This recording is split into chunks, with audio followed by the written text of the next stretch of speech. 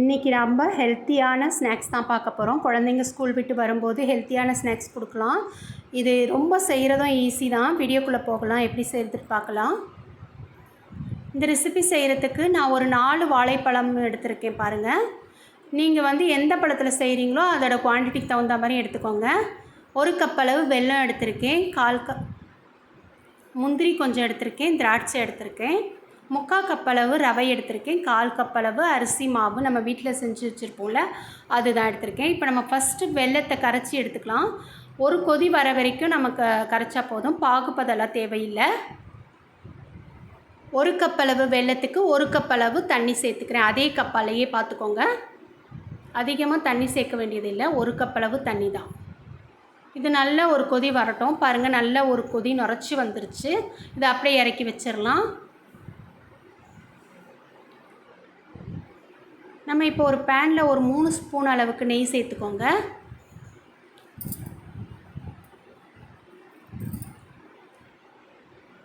நான் எடுத்து வச்ச முந்திரியை நல்லா வறுத்து எடுத்துக்கலாம். முந்திரி லைட்டாக வறுபடட்டும். அப்புறம் நம்ம திராட்சை சேர்த்துக்குவோம். முதலே சேர்க்க வேண்டாம். முந்திரி ஓரளவு நல்லா வறுபட்டுடுச்சு. இந்த டைமில் ரெண்டுத்தையும் சேர்த்து நல்லா வறுத்து எடுத்துக்கலாம்.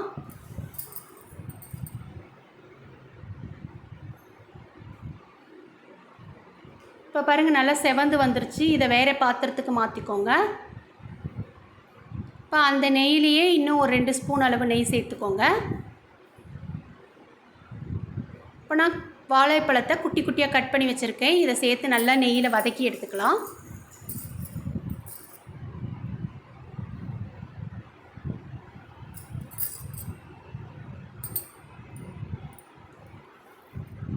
இப்போ வாழைப்பழம் நல்லா வதங்கி வந்துருச்சு பாருங்கள்.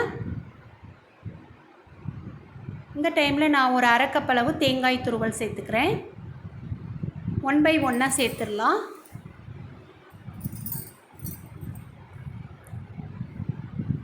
ரவையையும் இதில் சேர்த்து நல்லா வதக்கி எடுத்துக்கலாம் நெய்யிலேயே.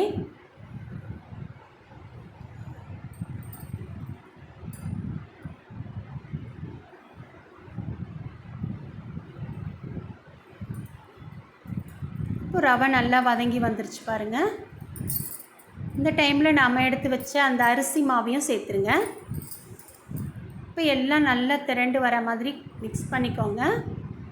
ரொம்ப நேரம் நம்ம கலந்துக்கிட்டே இருக்கணும்னு அவசியம் இல்லை. எல்லாம் மிக்ஸ் ஆகி வரணும் ஒன்றா.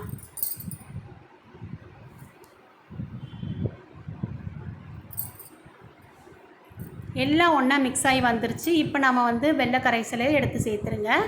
இந்த டைமில் அடுப்பு ஃபுல்லாக ஸ்லோவில் வச்சுருங்க.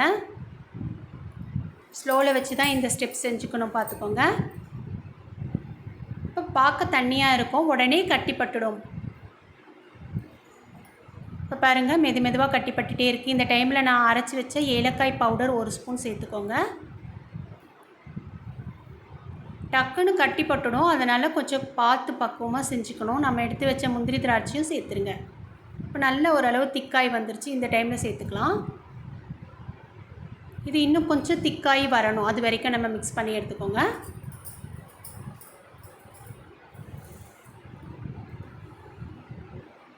இப்போ நல்ல ஓரளவு மிக்ஸ் ஆகி வந்துருச்சு பாருங்கள். நல்ல ஒரு கட்டியான பக்குவத்துக்கு மாவு வந்துருச்சு.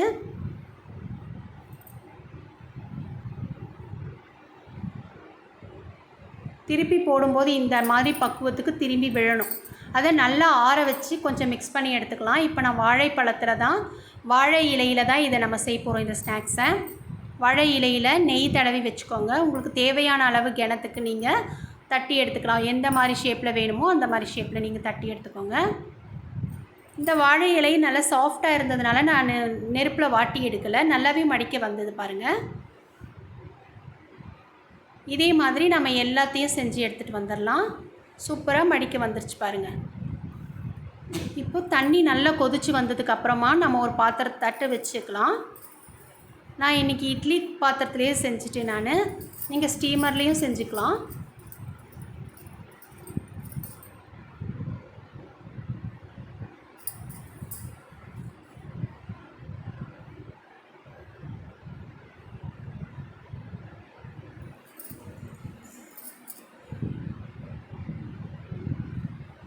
இது நமக்கு 7 நிமிஷத்துலேயே நல்லா வெந்து வந்துடும். ஆனால் நம்ம ஒரு எக்ஸ்ட்ரா ஒரு 3 நிமிஷம் சேர்த்து 10 நிமிஷம் டைம் கொடுத்தா போதும். 10 நிமிஷம் கழித்து பார்க்கலாம். பாருங்கள், சூப்பராக நல்லா கம கமன்னு வாழைப்பழ அடை ரெடி ஆயிடுச்சு.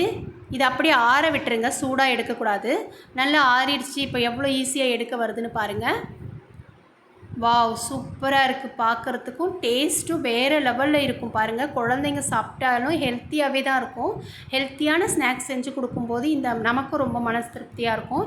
இதை எல்லோரும் ட்ரை பண்ணி பாருங்கள். எவ்வளோ நல்லா வந்திருக்கு பாருங்கள். ரொம்ப ஈஸியாகவும் டேஸ்டியாகவும் ஹெல்த்தியாகவும் இருக்கும். அடுத்த ரெசிபியில் பார்க்கலாம். தேங்க்யூ.